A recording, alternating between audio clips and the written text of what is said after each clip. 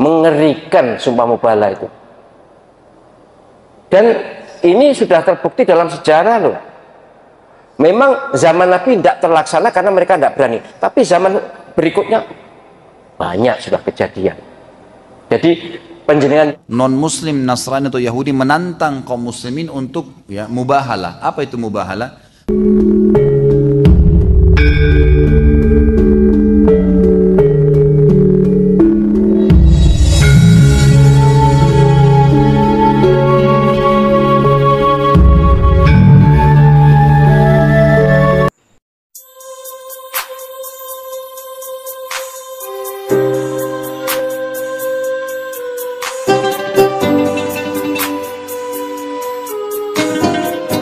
Bagaimana cara menyetop sumpah mubahalah?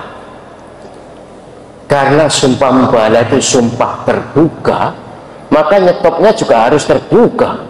Tidak bisa dibatin, tidak bisa sembunyi-sembunyi. Ini prinsip ya. Mubahalah itu sumpah laknat tertinggi.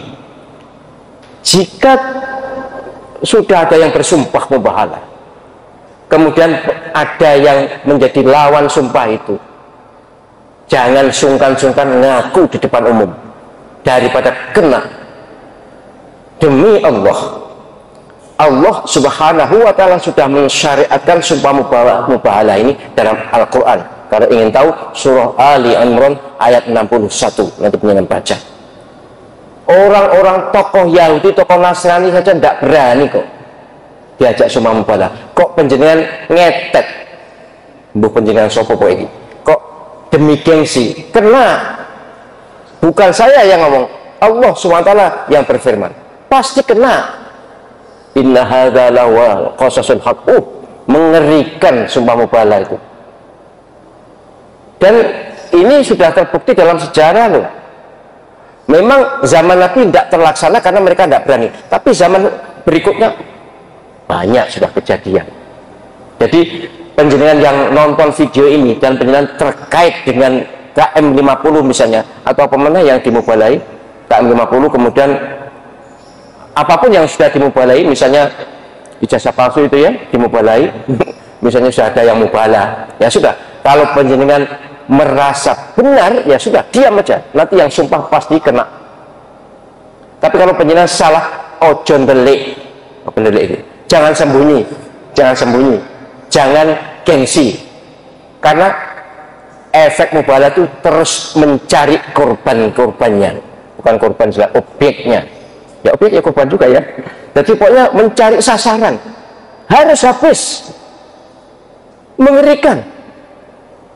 Nek sampean kemendel ya silakan, tapi yang sudah kena kan sudah banyak itu. Yang kena banyak. Jangankan tembre-tembre, orang biasa. Ada seorang tokoh yang ngaku nabi, top alim, luar biasa, punya kitab, kena sumpah mubahalah. Sengsara. Matinya sengsara. Jadi nyetop mubahalah harus ngaku terbuka. Ya bukan hanya ngaku, ya mohon maaf tentunya. Tapi sekali lagi tidak bisa sembunyi-sembunyi dan tidak bisa gengsi atau enggak, jangan merasa aman dari sumpah mubahalah. Ini syariat untuk sumpah tertinggi di atas sumpah li'an. Sumpah li'an itu juga laknat, tapi antara suami istri itu juga dahsyat itu sumpah li'an itu. Tapi ini sak dhuwure di atasnya. Jangan remehkan sumpah mubahalah, akan dicari. Kalian kalau kena efek mubahalah itu dicari oleh malaikat yang diutus Allah SWT untuk mencari sasaran sumpah mubahalah. Apa yang dimaksud dengan mubahalah, Ustaz? Apakah ada contoh mengenai hal tersebut di zaman Nabi SAW? Ini sudah kita jelaskan di Tabligh Akbar sebenarnya. Pada saat datang orang-orang Nasrani Najran, kemudian mereka mau bermubahalah dengan Nabi SAW, gitu kan? Mubahalah ini menantang, tantangan dari seorang Muslim kepada orang non-Muslim, tapi banyaknya tentang ahli kitab, terutama tentang ahli kitab Yahudi dan Nasrani. Atau non-Muslim, Nasrani atau Yahudi menantang kaum muslimin untuk mubahalah. Apa itu mubahalah? masing-masing membawa keluarganya, misal seorang kiai atau ustadz membawa keluarganya, lalu si pendeta dan pastor membawa keluarganya, lalu mereka saling memohon kepada Allah bahwasanya siapa yang salah dihukum dari langit. Itu namanya mubahalah, tantangan. Jadi pernah ada surat Nabi Muhammad SAW dikirim ke Najran. Najran ini wilayah mayoritasnya Nasrani, mengajak mereka Islam. Maka Raja Najran waktu itu mengirim beberapa pendeta mereka, datanglah ke Madinah. Lalu dialog dengan Nabi SAW. Setelah Nabi SAW menjelaskan Islam, mereka tetap menolak rupanya. 1 hari, 2 hari, 3 hari, sudah sampai 5 hari di Madinah. Akhirnya Nabi SAW tantang mereka mubahalah. Kalau kalian tidak mau menerima Islam ini, tidak mau mengakui apa yang sudah saya sampaikan, maka kita bermubahalah. Lalu mereka mengiyakan. Nabi SAW pun mengajak ya, Hasan dan Husain serta Fatimah radhiyallahu anhum ajma'in. Fatimah di belakang Nabi SAW, anak beliau, dan Hasan dan Husain lagi digendong oleh Nabi SAW.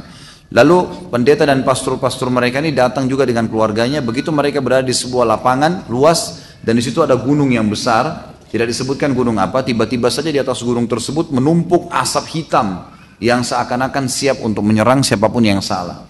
Maka pendeta tersebut mengatakan jangan lakukan, karena kalau dia nabi kita akan terlaknat sampai anak turunan kita. Sudah, kita bayar jizyah aja. Akhirnya mereka pulang dan mereka membayar jizyah. Itu kurang lebih mubahalah. Surat Ali Imran ayat 61. Saya minta penjenengan juga mengikuti saya untuk membaca, tapi tidak punya ya, tidak.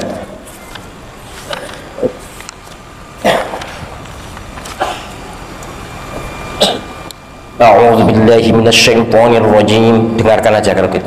Bismillahirrahmanirrahim. Faman hajjaka fihi min ba'di ma ja'aka minal ilmi faqul ta'alu nad'u abna'ana wa abna'akum wa nisa'ana wa nisa'akum ونساءنا ونساءكم وأنفسنا وأنفسكم ثم نبتهل فنجعل لعنة الله على الكاذبين. Kesimpulannya, kalau ada orang yang berbohong, ada orang yang tidak adil sengaja, ada orang yang sengaja mempersekusi itu ngertos nih, mempersekusi itu ngerjain apa ya, memang itu bahasa, sudah bahasa baru ya, mempersekusi itu, persecution itu apa ya, ya bahasa kita kira-kira ngerjain.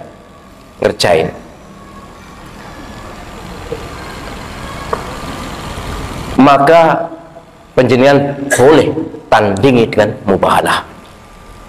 Sumpah mubahalah, sumpah tertinggi di atas sumpah li'an. Sumpah li'an, sumpah laknat. Mubahalah itu di atasnya itu.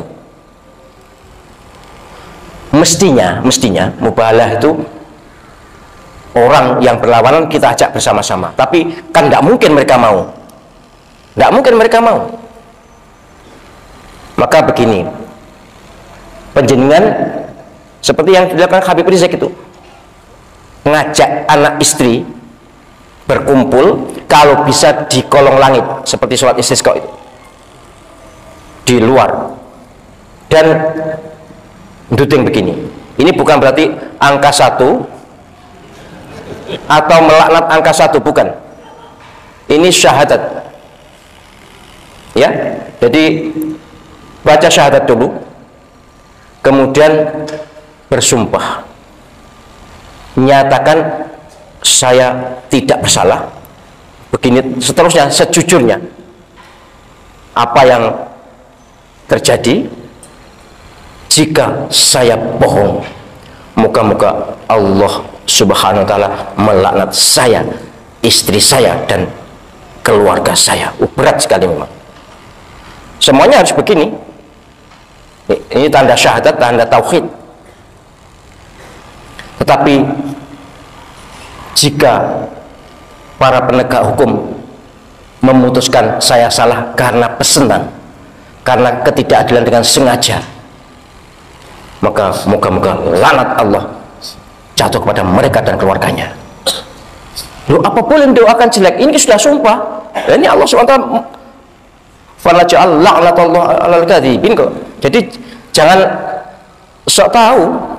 Oh, itu kan umat Islam tidak boleh mendoakan jelek. Iyalah, dalam kondisi normal ini, dalam keadaan sumpah boleh. Sumpah li'an kan intinya juga mendoakan laknat. Ini perintah Allah SWT. Ini syariat Allah SWT. Jadi dalam kondisi sumpah mendoakan jelek boleh terhadap lawan bicara. Tapi begini, saya berharap jika hakim atau polisi atau jaksa memproses saya atas dasar hati nurani, moga-moga diampuni Allah SWT. Harus ada begitu. Kemudian dilanjutkan, tetapi jika mereka memproses saya karena pesanan, menghukum saya karena pesanan, moga-moga laknat Allah jatuh pada mereka. Saya yakin itu akan mengurangi ketidakadilan. Saya yakin kalau penjenengan semuanya nanti nek dihukumi kemudian mubahalah dan di syuting kemudian diviralkan, tunjukkan seperti Habib Rizik gitu loh ya. Jadi bikin anak-anaknya ikut, anak istrinya ikut semua, sak mantune pisan. Apa yang terjadi? Ya tahulah, saya tidak usah menyebutkan, tapi ada yang terjadi. Mirza Ghulam Ahmad juga terkena sumpah mubahalah. Waktu itu sumpah mubahalah. Saya mohon maaf kepada para pengikutnya, tapi ini adalah sejarah, dan dia sudah terkenal sehingga termasuk yang mujaharah, orang yang sudah terkenal jahatnya karena ngaku nabi. Maka bagi kita tidak ada orang lebih jahat daripada orang yang ngaku nabi setelah Nabi Muhammad SAW. Menurut kepercayaan Ahlussunnah wal Jamaah, memang Nabi Muhammad SAW nabi terakhir, maka orang yang ngaku nabi adalah penjahat, maka boleh disebutkan.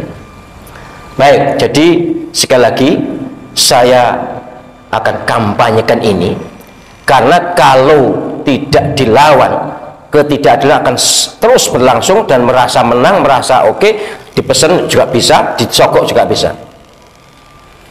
Nanti ucapan yang lengkap. Jika hakim ini memutuskan karena disuap atau karena dipesan dan seterusnya, silakan ucapkan yang terperinci gitu. Moga-moga laknat Allah SWT pada dia dan keluarganya. Berat. Saya sebenarnya kasihan kalau keluarganya, tapi memang di sini perintahnya ini. Anak-anak kita, wanita istri-istri kita, diri-diri kita. Itu eksplisit Allah SWT menyatakan begitu. Ini kampanye saya untuk mengurangi kesewenang-wenangan, untuk menyadarkan para penegak hukum bahwa mereka mumpung belum sampai akhirat. Di akhirat jauh lebih berat. Tidak ada ampun lagi sudah, tidak ada pilihan lagi. Kalau di sini kan ada tobat.